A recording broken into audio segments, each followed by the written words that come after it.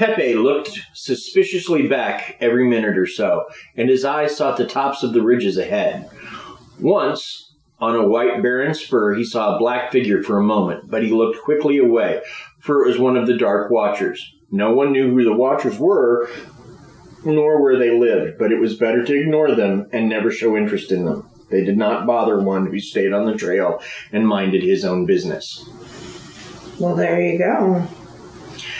And the iconoclastic poet Robinson Jeffers wrote about forms that look human, but certainly are not human, in his poem, Such Counsels You Gave Me. Sometime in the mid-'60s, a Monterey Peninsula local and former high school teacher, or principal, went on a hiking trip into Santa Lucia when he suddenly spotted a dark figure in a hat and a cape standing on a rock surveying the area. When the principal called out to the other hikers, the creature vanished. More sightings continue to be made to this day. Now, the early Spanish settlers called them Los Vigilantes Oscuros, which means dark watcher in Spanish. I see. And as I said, they make their home in the Santa Lucia Mountains. They're described as tall, sometimes giant-sized, featureless, dark silhouettes, often adorned with brimmed hats or walking sticks. They're most often reported to be seen in the hours around twilight and dawn. They're said to motionlessly watch travelers from the horizon along the Santa Lucia mountain range. According to legend, no one has seen one up close, and if someone were to approach them, they disappear. Which, that's not true, because certainly the teacher saw him close enough to see the cloak and see the hat. So, and that's the thing. Now, one of the things that they talk about is that they think that the Dark Watchers are Brocken specters. Brocken specters are a phenomenon that happens on mountains. People get to a certain elevation, and their silhouette is reflected on a cloud bank. Oh, see, I thought Brocken inspectors were the inspectors that inspected Brock's candy. No. Brocken, B-R-O-C-K-E-N, it's a German word. Brocken specter. I don't know what it means off the top of my head, but that's what they think they are. Okay, I must just be hungry. Go ahead. Now, I think that there is room for both explanations. That there is something for sure there, and for it to be a Brocken specter. Because some of the descriptions talk about the way light plays around them. And I think if that's a problem, then you're probably seeing a Brocken specter. But Brocken specters should move like you do, or at least someone on the mountains do. And if that person's carrying a stick, the Brocken specter should have a stick. If that person has a hat, the Brocken specter should have a hat. And if you're the one making whose shadow is being reflected, you should be aware and cognizant of that. Almost looks like me with extra hazy sunlight on it. Fair enough. But when people are talking about, I can see the hat, I can see the cloak, I can see the stick, people are getting close enough to see details. And if you're seeing details, then I don't think you're seeing a Brocken specter, which is just a shadow on a cloud bank.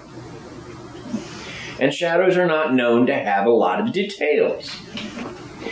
I'm just saying, if you're walking without a hiking stick and you see a featureless creature that has a stick, it's probably not a Brocken specter, and I would leave it alone. The stick. Beware of the stick. Beware. Now, one of the most detailed and authoritative accounts of Chumash beliefs is arguably the 1974 1,200-page doctoral dissertation by Thomas Blackburn, which was later on published as December's Child, a book of Chumash oral narratives. Blackburn's principal source in writing his dissertation about Chumash beliefs was the massive archive collected by American linguist and ethnologist John Nibbitt, including 111 oral narratives of the Chumash Native tribe. Harrington's body of unpublished research was housed at the Smithsonian's National Anthropological Archives, and Blackburn went through it all, compiling virtually all there is to know about the Chumash's belief. And the Chumash referred to the old ones. And by definition or by description, it seems to refer to the things on the Santa Lucia Mountains. Cool.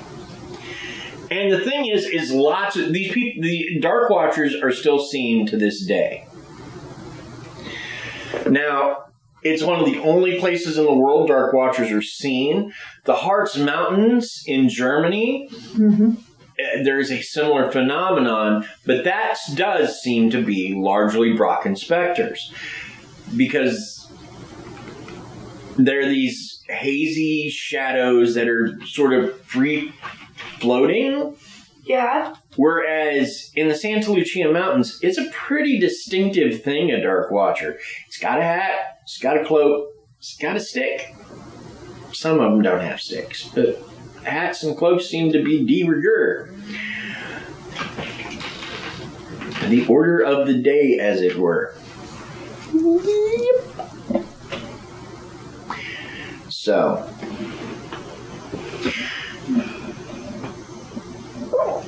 and the Santa Lucia Mountains are near Big Sur in California, just in case anybody was like, well, where are these? I'm not sure. In 2015, there was a report from a long-distance runner calling himself Joey in Sylmar, California. The witness said that he'd been out training for a race in the mountains when he saw something peculiar. He said, the time of day was 2 p.m. I was running, and up in an area where no human could climb without gear, I saw a black figure in plain daylight.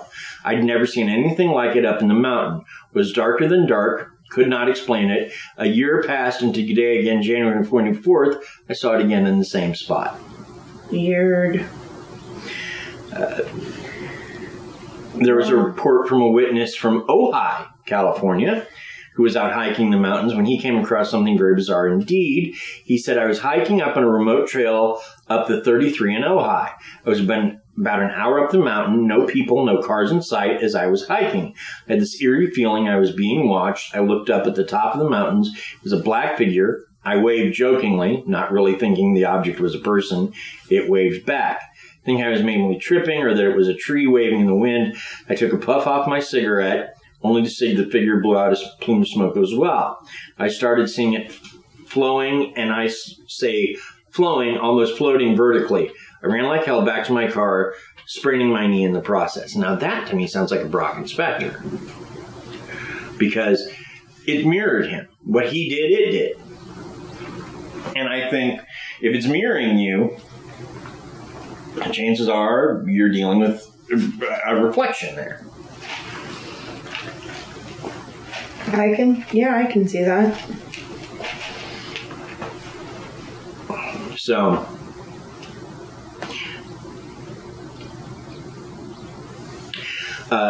now, in 2013, there's a report made by Elizabeth Benitez of San Mateo, California, claimed to have seen the specters in broad daylight near the San Luis Obispo Reservoir.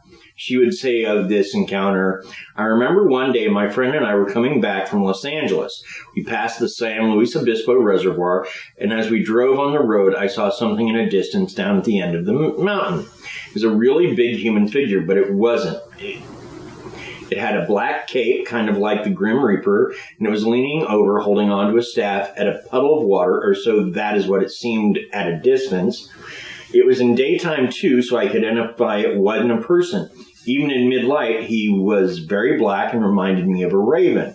I told my friend that was driving to look over at the mountains, and surprisingly, she was able to see a glimpse of it. I asked her what she saw without giving her any details, and she said exactly what I was thinking.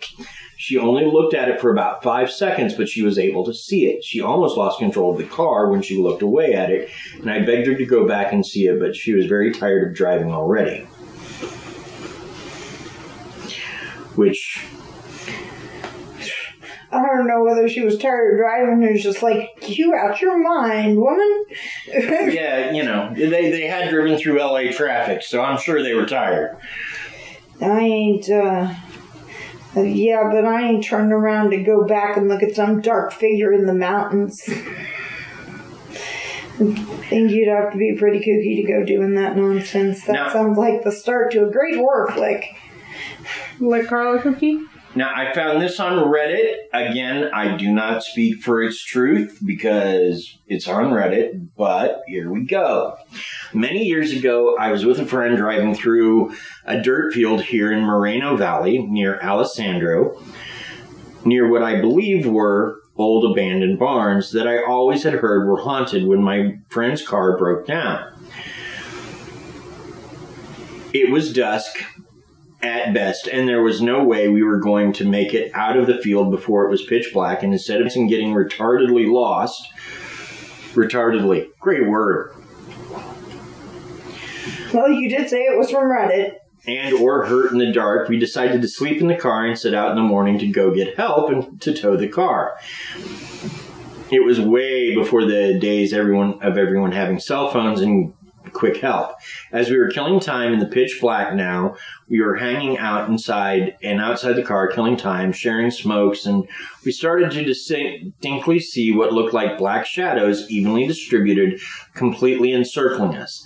They did not move, they stayed motionless, but were of significant size, and based on the distance, I would say at least the size of a small car, like the bug we ourselves were in. Whatever these were seemed hunched over, perhaps kneeling. Time passed, they never moved, and though we walked around the car and got in and out of the car to see if what we were seeing was some sort of optical illusion, yet we couldn't explain or discredit what we were seeing. To this day, it racks my brain.